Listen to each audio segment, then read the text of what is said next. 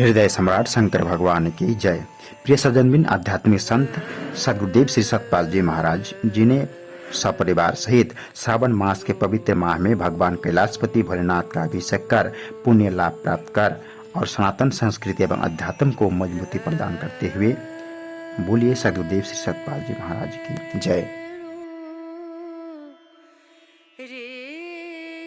प्रिय साथियों नमस्कार। सिलीगुड़ी उत्तर पूर्वांचल क्षेत्र का त्रैमासिक सभा हंसबिला आश्रम में संपन्न। सिलीगुड़ी हंसबिला आश्रम में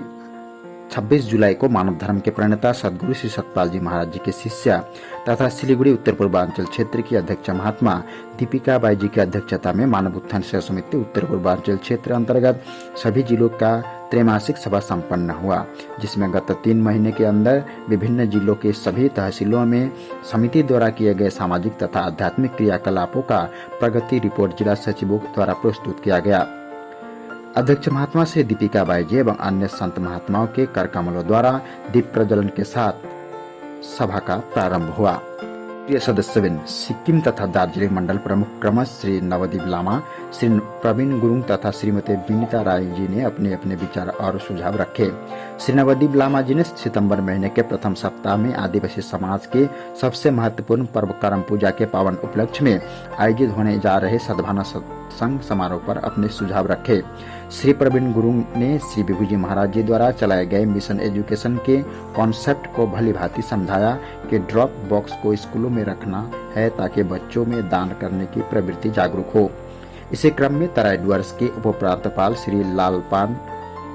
राय तथा श्री बाबुल मिजार संस्कृति विभाग के संयोजक श्री विमल राय, यूथ के केंद्र संयोजक श्री दीपक राय तथा समिति के मूल सचिव श्री प्रकाश हांगिम ने भी अपने अपने सुझाव एवं विचार रखे।